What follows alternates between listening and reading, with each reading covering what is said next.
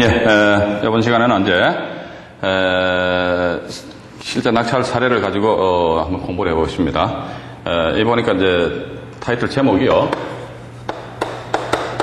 호가 경매가 좋은데 이렇게 나와 있거든요. 이 사건을 보니까 중앙 7개 2000 타경 3616호 해서 조금 오래된 사건입니다. 이게 보니까 2002년도 10월 달에 낙찰된 사례거든요. 이 물건은 사실 제가 이 사례를 가지고 어디 가서는 이제 이 말씀을 드리는 내용인데, 위치는 서울 강남구 삼성동에 소재하는 이제 주택이었습니다. 주택인데 이 물건을 낙찰을 받은 분은 저하고 아주 절친한 사이입니다. 그런데 이 대지가 57평이거든요. 57평이고, 여기에 대해서 이제 바로 중간에 보시니까 경매가 진행 내역란에서 1차 감정 가격이 약 3억 300 정도, 이렇게 나와 있습니다. 그런데 우리가 경매 정보지를 보면 있어가지고 제가 지난 시간에 말씀드렸습니다만, 일단 뭘 찾자, 말소기준 권리를 찾자 하니까 말소기준 권리 한번 찾아보자 이겁니다. 어디 보니 맨 우측에 등기부상 권리관계 안에 보시니까 저당권 동아은행에서 1996년 8월 5일자, 1996년 8월 5일자 여기다 밑줄 쫙 꺼버리자 이거죠. 밑줄 쫙 꺼가지고 권리 분석은 뭐다 이게 부동산 등기부 분석명 부동산 상해 분석이거든요. 그러니까 부동산 등기부 분석에 보다니까 그 복잡하다. 저당권 다음에 이전 성업공사도 이전 MSK 인 여기 인베스트먼트일 거예요. 뒤에 이제 이름이 기니까 아마 저 인장을 표시했는데 MSK 인베스트먼트 또 압류 강남구청 임의 가압류 임차권 강제 임의 아이고 이거 보니까 임의 경매가 2건이 되고 강제 경매가 1건이 돼버렸네요. 이건 중복의 2중에 3중 경매입니다. 이런 경우는 뭐다, 이게 경매 투자 시 어떻게, 경매 취하의 가능성이 상대적으로, 상당히 낮다. 일단 그렇게 봐야 되거든요. 그런데 어쨌든 경매 물건에 있어서 낙찰자에게 불리한 그런, 등기부등본상에 불리한 그런 경우는 없다 하더라. 그러니까 이전해서 성업공사 앞으로 이전됐다. 이게 저당권 일부가 이전됐다. 그렇게 생각하십시오. 이거는 낙찰자가 생각하는 게 관계없어요. 왜냐면, 아마도 동아은행의 저당권 중에서 일부가 이제 성업공사 앞으로 이제 일부가 저당권 이전이 된 것 같아요. 저당권 이전 언제 됐습니까? 98년 12월 21일자로 저당권 이전이 됐거든요. 이전이 되었음에도 불구하고 이 저당권의 효력은 언제부터? 1996년 8월 5일자로부터 이게 저당권에 의한 우선 변제권의 효력이 발생이 됩니다. 근데 우리 투자자 입장에서는 여기서 뭐다 이게? 이런 거 신경 쓰지 마시고 말소 기준 권리만 찾자. 그건 언제? 96년 8월 5일자 저당권 동아은행 건저당권 땡땡 것입니다. 등기부등본상은 낙찰자 인수하는 게 없고, 두 번째 부동산 상해 권리자로서 인수하는 권리 있나 보니까 옆에 임차인 강권혁 인수거든요, 그죠? 인수. 또 이제 서말려도 보니까 인수가 되고, 그다음에 최정석도 낙찰자의 인수사항이 된다더라. 이런 식으로 해서 쭉 보시면 돼요. 그 밑에 이하 임차인들은 전부 다 말소 기준 권리보다도 나중에 전입신고했기 때문에 이건 경매를 들고 낙찰자와 아무런 관계가 없게 됩니다. 그런데 여기 보니까 대항력 있는 임차인은 3사람으로 되어 있는데, 이 강권혁 씨가 전입신고로 되어 있는데, 이제, 지하 안쪽에, 지하 부분을 임차를 하고 있단 말이에요. 근데 이 물건을 낙찰을 받은 분이 현장을 가보니까 지하는 뭐다? 이미, 누수로 인해가지고 사람이 못 살고 있어요. 그냥. 지하 전체가 물이 꽉 찼더래요. 그래서 이 사람은, 경매 결과 낙찰자와 아무런 관계없다. 비록 주민등록 되어 있다 손치더라도 사람이 살고 있지 않기 때문에. 또 두 번째, 서말려 씨하고 최정석 씨, 이분들도 보면 아마 이 소유자와 관련된 이런 게 아마 현장을 임장 활동을 하다 보니까 어떤 관계가 발생되는 것 같아요. 그런데 이분과 이 소유자와의 관계에 대해서는 제가 이런 공개적인 자리에서 말씀을 못 드리겠습니다만 어쨌든 하여튼 어떤 관계가 있었다는 거. 따라서 이 사건에 있어가지고 우리가 표면적으로는 대항력 있는 임차인이 3사람이 있잖아요, 그죠? 강권혁, 서말려, 최정석 이렇게 되어 있는데 이 3사람 뭐다? 전부 다 낙찰자가 인수를 하지 않은 걸로 제가 얘기를 들었습니다. 자, 그러면 여기서 이로써 1차적인 권리관계는 분석 끝나버리고, 그 다음에 보니까 1차 기일날 최대 경매 가격이 얼마? 3억 1,300만 원 나왔다 하더라. 그런데 중간에 경매가 진행 내역란 있지 않습니까? 이게 여러분들 이제 제가 강의를 하면서 앞으로 계속 이런 패턴으로 나올 것인데요. 제가 말씀드리는 내용을 말이죠. 이 자료에 의해서 빨리빨리 찾으셔야 돼요. 이게, 최저 경매, 최초 가격이 3억 1,300인데 이 3억 1,300이 어딨노? 이거 한참 찾으면 안 된단 말이죠. 양식에 보면 가운데 보면 경매가 진행 내역란에 최초가 3억 1,300이 1차 감정 가격이라는 거죠. 점선 밑에 보니까 낙찰 언제입니까? 2002년 언제죠? 10월 17일 날. 얼마에 낙찰됐습니까? 5억 7천만 원에 낙찰이 되었다더라. 이렇게 됩니다. 5억 7천만 원에. 이 낙찰 받고 나서 이 양반이 저한테 전화가 왔더라고요. 이날 저녁 때, 2002년 술 먹은 날, 기억, 잊어먹지도 않습니다. 낙찰 받은 날짜니까. 2002년 10월 17일 날 그 저녁 때 밤새도록 포장마차가 소주를 마셨습니다. 근데 저는 도대체 이게, 저도 표면적으로 보니까 이해가 안 갔어요. 왜냐면은, 대지 면적이 57평인데 이걸 왜 1차 감정가에 3억 1,300인데 이걸 왜 5억 7천에 썼어? 그러니까 아주 우문의 현답이었더라. 이 동네 가서, 우리는 저는 그분 이야기 듣고, 경매 이건 뭐다? 싸다, 싼 맛. 싼 게 뭡니까? 비지떡이잖아요. 그죠? 싼 맛의 경매 취득한, 절대로 그건 아닙니다. 우리는 뭐다? 단지 경매 절차를 통해서 진짜 돈 되는 부동산을 고른다 이거지. 예. 돈 되는 부동산을 고른다. 따라서 이 동네 중개업소 한 두세 군데 가가지고 땅값 조사하면 평당 1,000만 원짜리 땅이 없대요. 그런 이야기를 저한테 이야기하더라고요. 1,000만 원짜리 땅이 없다고 57평 대비해서 1,000만 원이면 얼마입니까? 5억 7천이죠. 그렇기 때문에 5억 7천만 원 나온 거예요. 그러니까 저는 더 이상 할 말을 잃어버렸습니다. 예. 그런데 그럼 제가 또 그래서요. 아니 3억 1,300짜리인데 이거 5억 7천 썼다 이거지. 5억 7천 썼으면은 이걸 도대체 어떤 식으로 활용할 것이냐 하니까 걱정도 팔자유 하면서 이게 이 건물이 말이죠. 면적난 중간점 보시게 되면 83년도에 보존 등기됐거든요. 약 한 20년 정도 경과됐단 말이죠. 20년 정도 경과됐으니까 이 건물 부셔버리고 어떻게 다세대 주택으로 제가 분양할 거예요. 지금 분양 다 완료되고 상당히 어떤 좀 수익을 좀 많이 발생한 걸로 제가 알고 있습니다. 그러니까 부수고 분양하겠다. 그럼 제가 강의 전반부에 말씀드렸습니다. 우리 경매 투자하는 데서 가지고 투자 목적을 설정하자 이런 말씀을 분명히 드렸습니다. 예. 투자 목적 해가지고 내가 이거 재테크냐 아니면 주거냐 아니면 또 이런 경우 같은 경우는 내가 이 동네 가서 다세대 주택을 취해가지고 소위 건축행위를 해서 이걸 팔아서 분양을 해서 수익을 남기고 싶은데 땅값 물어보니까 일반 매매에 의해서 접근한단 말이죠. 일반 매매에 의해서 접근한다면 예를 들어가지고 700만 원, 800만 원 하던 게 조금 어느 정도 이 가격에 대한 어떤 조율을 하다 보면 금액이 올라갈 수밖에 없습니다. 이러다 보니까 경매 시장에 이런 물건 나와도 요거 보니까 다세대 주택으로 지어가지고 분양하면 이거 딱 좋겠다. 이런 물건 마침 나왔기 때문에 이게 나 5억 7천에 썼어. 이게 여러분들도 이게 경매는 말이죠. 이게 대체적으로 경매 모르는 사람들이 싸다. 이게. 싸기는 뭐가 싸? 이걸로 봐서 경매 쌉니까? 비쌉니까? 3억 1,300 대비해서 5억 7천이라고 물경 한 2억 이상의 어떤 높은 금액을 써버렸단 말이에요. 결코, 이게 또 나아가서 싼 게 뭡니까? 여러분들 이게 보니까 우리 옛 어르신들의 말씀이 틀린 게 하나도 없어요. 싼 게 뭐죠? 싼 게 비지떡입니다. 비지떡이면요, 물론 그 비지떡도 배고플 적에 먹으면 괜찮겠죠. 그러나 싼 게 비지떡이다. 그러면 그런 부동산 취득해가지고 다시 일반 부동산 매물 시장에 내놔봤자 돈 안 돼. 돈 안 되면 어떻게? 부동산에 자금 물려버리면 어떻게 돼? 억대 거지 이런 소리 듣는단 말이죠. 자, 이렇게 보시면서 어쨌든 이 물건에 보니까 이제 5억 7천만 원인데 제가 이 타틀은 호가 경매가 좋은데 이렇게 했거든요. 근데 이 양반들은 언제 2002년 10월 17일 날 낙찰을 받았습니다. 근데 민사 집행법이 2002년 7월 1일 이후부터 이게 민사 집행법이 이제 시행이 됐단 말이죠. 이날 이후부터 민사 집행법이 시행이 됐다 이랍니다. 시행. 자, 그런데 요 7월 1일 이건 뭐다? 경매 기입 등기입니다. 그럼 요 사건에 있어가지고 경매 기입 등기 언제? 동아은행에서 1998년도 이렇게 돼 있거든요. 그리고 또 그 밑에 보니까 이제 삼성 상용 아마 자동차 같아요. 이건 2000년도. 또 그 바로 밑에 보니까 이미 해가지고 MSK 인베스트먼트. 이건 아마 저당권을 사는 회사인 것 같아요. 여기서 근데 2001년도 3월 21일이니까 전부 다 이 날짜 이전이잖아요. 그죠? 이 날짜, 자, 2002년 7월 1일 이전에 기입 등기된 경매 사건 전부 다 뭐다 이게?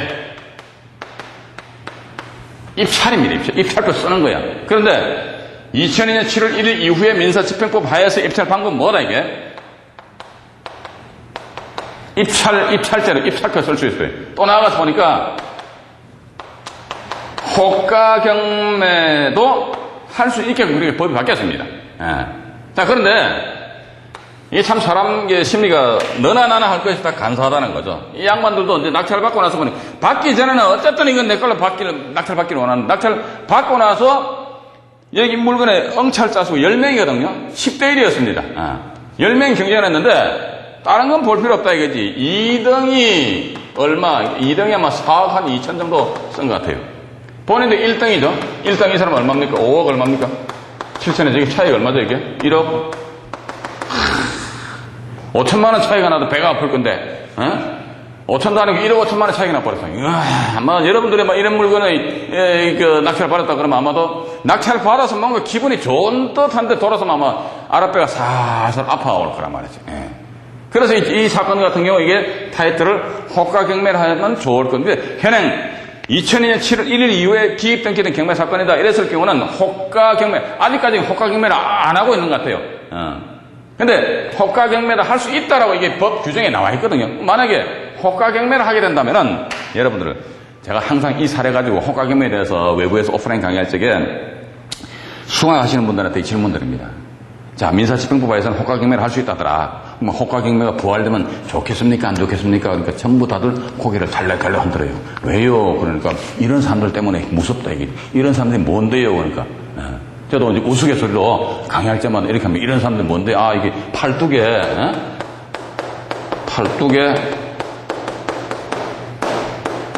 착하게 살자. 이런 사람들이 무섭습니까? 그러니까 이런 사람들이 무섭대요.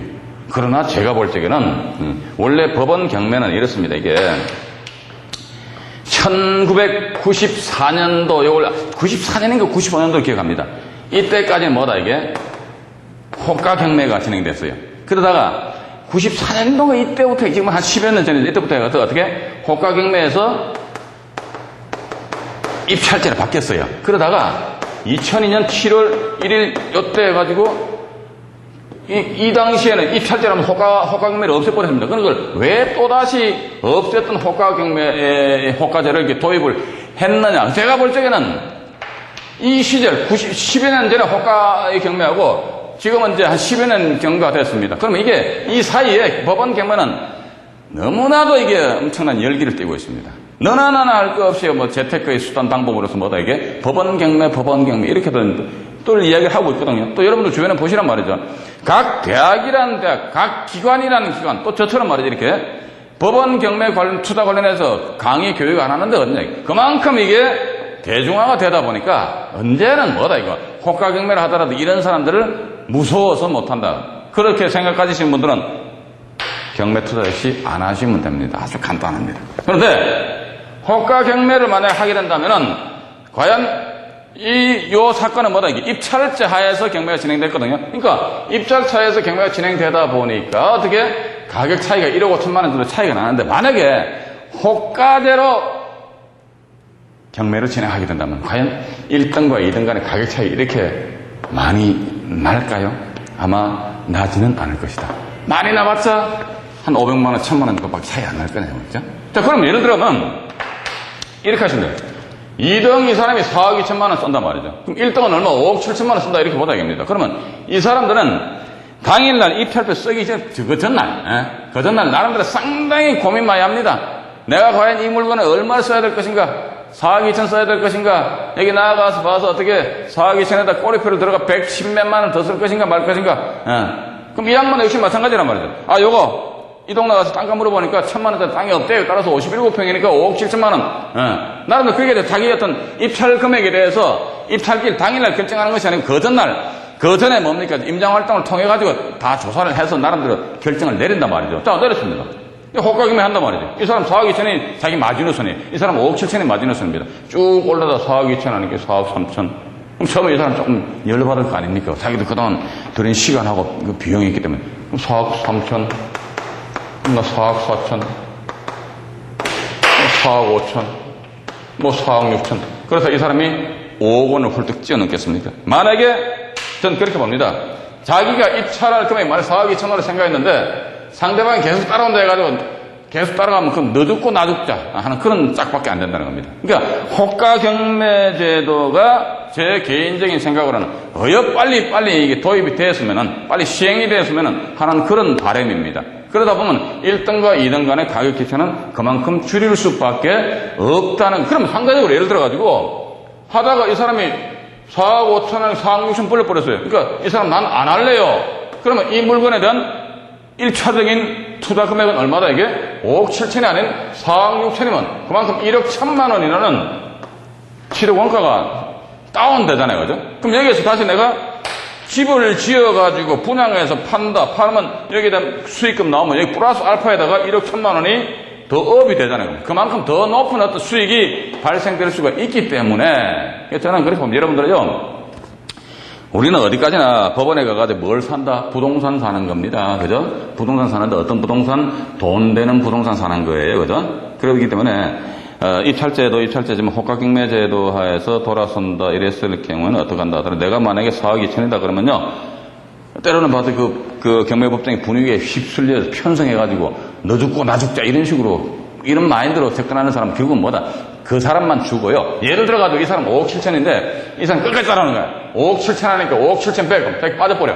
그럼 결과로 자기가 얼마나 4억 2천만 원 쓰던 게 입찰금액 계산했던 것이 결국은 1억 5천만 원 더 높게 취득한다. 이 사람만 바보가 된다는 거예요. 따라서 호가 경매를 하기는 하되 어떻게 그런 측면에서 접근함에 있어가지고는 나름대로 냉철함을 잃어서는 아니 될 것이다 하는 그런 생각을 가지거든요. 어쨌든 근데 이 사람들은 2등가의 어떤 1억 5천만 원 가격 차이가 났음에도 불구하고 다세대는 이게 사계층이잖아요. 그죠? 위치는 참 괜찮습니다. 사계층 지어가지고 아마 분양 다 끝나고 꽤 많은 수입이 발생이 되었다 하는 그런 이야기를 들었습니다. 참고로 보시면은 우리 맨 좌측에 주소란의 한 중간쯤 보시면은 감정평가액이 있지 않습니까? 맨 좌측입니다. 감정평가액에 대지 2억 6,400, 건물 4,900, 또 옆에 보시니까 제시해가지고 얼마 나오십니까? 제시 15만 2,500원 이렇게 나왔거든요. 제시 이게 뭡니까? 제시 이거는 뭐다 그러니까 이게 소위 우리가 이제 부합물 종물 공부하셨잖아요. 그죠? 부합물 종물 그런 개념입니다. 그러면 여기서 제가 다른 강좌에서 부합물 종물 국세지방세 강의할 때 말씀드렸습니다만은 부합물 요건 뭐고 종물은 뭐지? 그러니까 부합물은 동산과 부동산이 일체가 돼가지고 그거 분리하기가 불가능하다 이거지. 이랬을 경우 특정인한테 전체를 소유권을 귀속을 시켜버립니다. 이게 부합물. 그러니까 부합물 이게 부합이거든요. 부합물에 붙어 있는 것이라는 거. 근데 종물 하니까 종물에 반대되는 쪽에는 뭐가 있다더라 이게?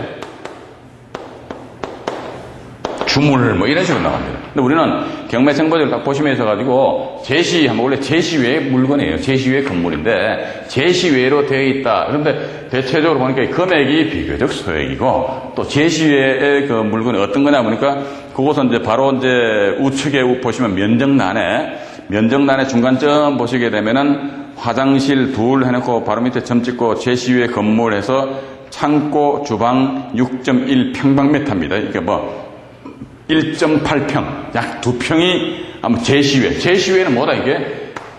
현상은 있는데 이게 등기가 안 된 거예요. 등기가 안 된 게 제시외다.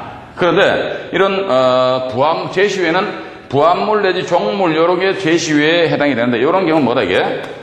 민법 제358조인가 보면요. 저당권의 효력은 저당 목적물에 부합된 부합물 및 종물에까지도 저당권의 효력이 미치버린다에 따라서 그 제시외로 표시된 이 부분이 부합물 내지 종물에 해당이 된다면 요건 누구 거? 낙찰자의 것으로 귀속이 되어버린다. 그런데 보니까 이게 부합물 내지 종물이 아닌 하나의 어떤 독립적인 거래 객체 대상이 될 수 있는 이게 독립물이다. 그럼 일단 이건 누구 거? 이건 낙찰자 게 아닙니다. 원래 소유자의 것으로 귀속이 된다는 거예요. 이게 지금 자료 보시면 제시외에 나와 있는데요. 이 제시외에 대해서는 부합물 종물이다, 독립물이다, 이런 부분에 대해서는 그 후반부에 또 이런 그 자료가, 이 낙찰 사례가 있습니다. 그걸 가지고 여러분들한테 말씀드리기로 하고요. 어쨌든 아마, 이 1번 사례 같은 경우는 1차 감정 가격보다는 한 2억 원 이상, 그건 2억 얼마입니까? 한 2억 한 5천만 원, 2억 한 6천 정도 그 높은 그 금액으로 가격을 제시를 하였음에도 불구하고 우리는 단편적으로 딱 3억 천짜리를 누가 이게 5억 7천만 원에 이거 써서 낙찰받노? 저 사람 이거 아니야? 결코 이거 아닙니다. 그러니까 왜냐하면 이 사람들은 나름대로 이 금액에 대해서 어떤 그 자신이 있기 때문에. 왜냐하면 이 금액의 낙찰을 받고 나서 이 사람들은요, 제가 또 물어봤습니다. 5억 7천만 원 쓴다고 그러니까 이미 쓰면서 가설계까지 들어갔다 이랬나 이야기를 하더라고요. 그러니까 5억 7천원 이게 뭐다? 토지에 대한 취득원가, 물론 여기다 이제 재세금하고 하면 뭐 약 한 6억은 넘겠죠, 그죠? 여기다 이제 건축에 따라가 건축비 해서 이걸 다시 이 분양을 하고 이러다 보니까 전체적으로 딴 얼마 정도 수입이 나왔다. 이런 물건에 대해서 그러니까 여러분들 이런 것도 보셔야 됩니다. 딱 보셔가지고 대지 면적이 한 60평 내지 70평 정도 된다더라 하게 되면요, 땅 면적이 그렇게 좁은 면적이 아닙니다. 그러면은 도로 조건 괜찮고 동네 괜찮고 그러면 첫 번째 그런 물건은 누가 입맛을 다신다더라. 그러니까 건축을 하는 건축업자들이 입맛을 다십니다. 그러니까 건축을 하는 사람들 입장에서 이 부동산 경매 이걸 알아놓으시면 상당히 괜찮다는 거예요. 왜냐면 이 사람들 요금 땅값 얼마, 근데 건축비 평당 얼마, 현찰 공사할 때 평당 300, 350이다. 연면적 몇 평이지? 100평이다. 약 3억 정도 공사비 들어가고 계략적인 그 아웃라인이 잡힌다. 이랬을 경우 이 사람들은 우리 일반인들이 생각하는 것처럼 이 퇴금액에 대해서 상당히 타이트하게 생각하는 거 하고는 그 사람들하고는 좀 접근 방법이 틀립니다. 이걸 내 지어가지고 퉁치고 분양하면 얼마, 그런데 좀 하면은 안 분양 안 되면 한 500 내지 1000만 원 깎아주면 된다. 이런 측면에서 접근하다 보니까 때로는 경매시장에요, 이런 식으로 우리가 생각했던 것 이상으로 상식 외적으로 이게 높은 금액으로 낙찰되는 그런 경우가 있을 수 있거든요. 여러분들도 앞으로 이런 실제 경매 정보지를 보시면 있어가지고, 제가 볼 때는 경매 투자를 하면서 제일 좋은 교과서는 뭐다? 이게 이 경매 정보지입니다, 사실은. 이 경매 정보지 보시면 있어가지고, 이거 봐라, 이 사람 왜 이렇게 높은 금액을 썼는가? 또 가능하시다면 여러분들 여기 집원 주소까지 있습니다. 이거 선정릉 바로 뒤에 있어요. 거기 나중에 현장도 직접 한번 가보십시오. 가보시면 과연 이게 어떻게 현재 이렇게 형성이 되어 있는지 그것도 여러분들이 한번 보시면서 나아가서 이 동네 중개업소 가셔가지고 땅값도 한번 알아보시기 바라고요. 이런 식으로 이제 임장활동을 통하시는 것이 좋지 않겠는지. 단지 제가 이 낙찰살인 첫 번째 시간입니다만은 제가 여러분들한테 이런 거 사례를 보여드린다 해가지고 이런 게 있구나 해서 책상머리에서 고개만 끄덕끄덕 하시면 안 돼요. 시간 나실 때마다 토요일이든 일요일이든 현장을 직접 가보시라는 거죠. 가보시고 나서 어떻게 매매가가 어떻게 되고 전세가 어떻게, 땅값이 어떻게 되고, 그런 식으로 이 임장활동을 통해서 피부로, 소위 속된 표현 속에서는 몸으로 떼어와야 됩니다. 내가 몸으로 내 다리 품 팔면서 현장 강박을 익히는 것이 경매 투자를 통해서 돈 버는 첩경이다. 저는 그렇게 보고 있거든요.